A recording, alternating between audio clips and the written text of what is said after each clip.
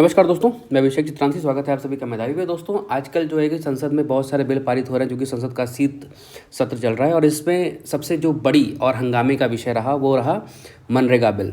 MNREGA bill जो हम पहले इसे कभी नरेगा कहा करते थे, अब वो मनरेगा हो गया है। और इसको एक नए तरीके से डिज़ाइन करके नया नाम दिया गया है वीबीजी रामजी बिल, यानी कि विकसित भारत गारंटी फॉर रोजगार एंड आजीविका मिशन ग्रामीण। चूँकि ये ग्रामीण समाज में होने वाली, गांवों में चलने वाली योजना है, तो इसे वीबीजी रामजी बिल कहा जाए। पहले तो इसके नाम पे ही जो है कि बहुत सारा बवाल कट रहा है संसद में, और संसद में रात्रि के 1:30 बजे रात तक जो है कि इस पर चर्चा हो रही है कि इसका नाम क्यों बदला जा रहा है, इसके स्वरूप को क्यों बदला जा रहा है। अल्टीमेटली हम सारी बातें करेंगे, पर हाँ, इसमें इसका जो नया नाम दिया गया है वो है विकसित भारत गारंटी फॉर रोजगार एंड आजीविका मिशन। ये मनरेगा की जगह लेगा, तभी तो इतना बवाल चल रहा है। ग्रामीण परिवार को 125 दिन का रोजगार दिया जाएगा, इसकी गारंटी भी दी जा रही है। लेकिन जो पहले हुआ करता था वो 100 दिन हुआ करता था, और इसमें जो है कि केंद्र को पूरा का पूरा समर्थन होता था कि आप गड्ढे खुदवाइए, उसको भरवाइए और बाकी चीज़ें करिए, तालाब नहरें खुदवाइए, whatever the work was there in the village. पर अब क्या है, जो इसकी इतिहास की अगर पृष्ठभूमि में देखा जाए तो क्या था, वो 23 अगस्त 2005 को पहली बार यह पारित हुआ था यूपीए यानी कि कांग्रेस के गवर्नमेंट में। 2 फरवरी 2006 को सबसे पहले 200 जो सबसे ज़्यादा पिछड़े जिले थे उन पर ये शुरू किया गया था, और 1 अप्रैल 2008 से यह पूरे देश में एक समान रूप से लागू कर दिया गया था। अब देखिए समस्या क्या है, इसे क्या कर दिया गया था कि पहली बार रोजगार गारंटी, ये जो शब्द है ना, गारंटी के रूप में इसे देखना, यही अपने आप में आज के सरकारों को और यूपीए सरकार में जब ये डेवलप हुई थी उसको लेके दृष्टिकोण का हवाला अलग कर दिया गया है। आर्टिकल 21 जो कि जीवन का अधिकार संबंधित है, यह रोजगार देता था मनरेगा के तहत। क्या बोल रहा है ये कि पहली बार रोजगार को गारंटी युक्त बनाया गया था। मैंने आपसे कहा ना कि 100 दिनों का गारंटी युक्त रोजगार था, कि 100 दिन काम मिलेगा ही मिलेगा ग्रामीण परिवारों में जो भी इनमें रजिस्टर्ड होंगे सभी को। फाइन। अब क्या है कि 15 दिन के भीतर काम नहीं मिला तो बेरोजगारी भत्ता मिलता था, जब इसे 100 दिन का रखा गया था। अगर 100 दिन के भीतर ग्रामीण परिवारों को काम नहीं मिलता है तो उन्हें अगर 15 दिन वो बेरोजगारी मिटा लिए हैं तो उन्हें बेरोजगारी भत्ता मिलता था। यूएनडीपी और ऑक्सफोर्ड पॉवर्टी रिपोर्ट जो कहती है कि 2005 से 2015 के बीच 27 करोड़ लोग अपने गरीबी रेखा से ऊपर उठे हैं। ठीक है, निश्चित तौर पे रिपोर्ट जो है कि काबिल तारीफ़ है। बहरहाल आप ये ध्यान रखिएगा, 2005 से 15 तक की ये बात हो रही है, लेकिन 2014 में ही मोदी गवर्नमेंट आ गई थी, यानी कि बीजेपी शासन में आ गई थी। ठीक है, 50% से ज़्यादा इसमें महिलाओं की भागीदारी, आप इसे 1/3 भी कह सकते हैं कि 1/3 जो कि इसमें काम कर रही हैं वो महिलाएं काम कर रही हैं, तो निश्चित रूप से ये लैंगिक समानता को बढ़ावा देता है। पहले क्या था कि राज्य को इसमें कोई भुगतान नहीं करना पड़ता था, पूरा का पूरा 100% जो भागीदारी थी वो केंद्र सरकार की थी कि आपको समय समय पर जितने पैसे चाहिए आप ले लीजिए। बाद में क्या हुआ कि ये भागीदारी आज के डेट में 60+40 कर दी गई है, यानी कि 40% स्टेट के हवाले से और 60% सेंटर के हवाले से।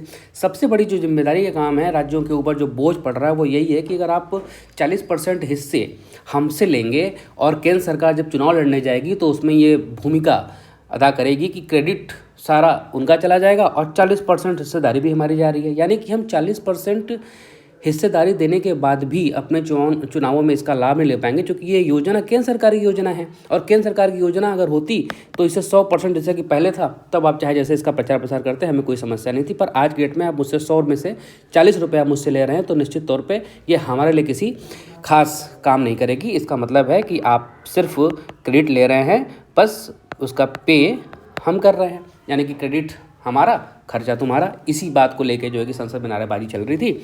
और पूर्वोत्तर के लिए 90 और 10 का रेशियो रखा गया। पूर्वोत्तर राज्यों के लिए 90-10 का रखना रेशियो बहुत मतलब जायज़ भी है, क्योंकि वहाँ पे इतनी ज़्यादा इंफ्रास्ट्रक्चर डेवलप नहीं हो रखी है कि आपको मतलब 50-60 या 60-40 का ऐसा रेशियो रखा जाए।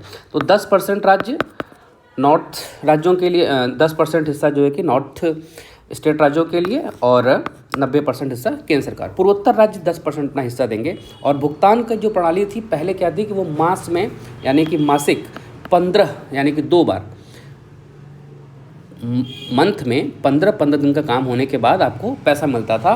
अब जो भुगतान का तरीका होगा वो साप्ताहिक हुआ, यानी कि आप 1 सप्ताह काम करिए, अपना पूरा पैसा लेके जाइए। पहले मंथ में 2 बार पैसा मिलते थे, यानी कि 15 दिन पर। पाक्षिक आप इसे कह सकते हैं। सही शब्द इसके लिए पाक्षिक होगा, ठीक है।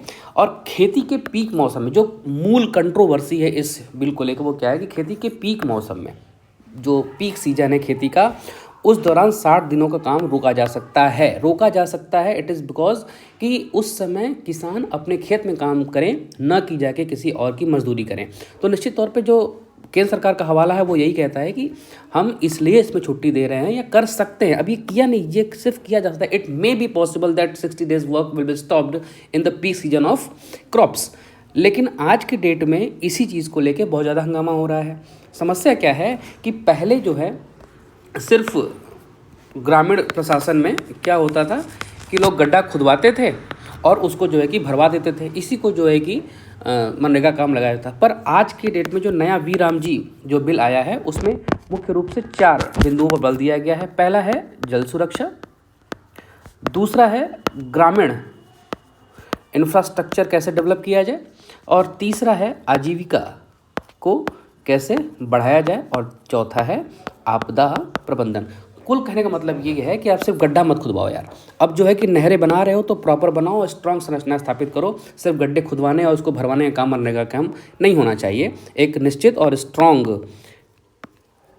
इंफ्रास्ट्रक्चर आप बनाओ। ग्रामीण जो इंफ्रास्ट्रक्चर है उसे यानी कि तालाब बनाओ, नहरें खुदवाओ, टंकियाँ जो जल की टंकियाँ हैं उन्हें मूल रूप से मजबूत बनाओ। यानी कि अब टेम्पररी काम नहीं चलेगा, अब जो होना है वो मजबूती से होगा। आजीविका के लिए ये सब साधन है कि आपको एक साथ जो है कि सारी चीज़ें करनी है। और आपदा प्रबंधन यानी गांव में बाढ़ आती है, गांव में किसी प्रकार का रोड संरचना नहीं है, तो उसे इस तरीके से डेवलप किया जाए कि पैसे एक बार मिलें और सारा काम हो जाए।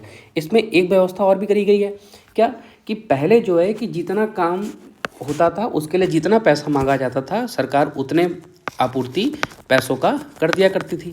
अभी क्या स्थिति है कि सरकार एक बार में जो है कहना चाहती है कि वो नॉर्मेटिव अलोकेशन करेगी। ये नॉर्मेटिव अलोकेशन क्या है?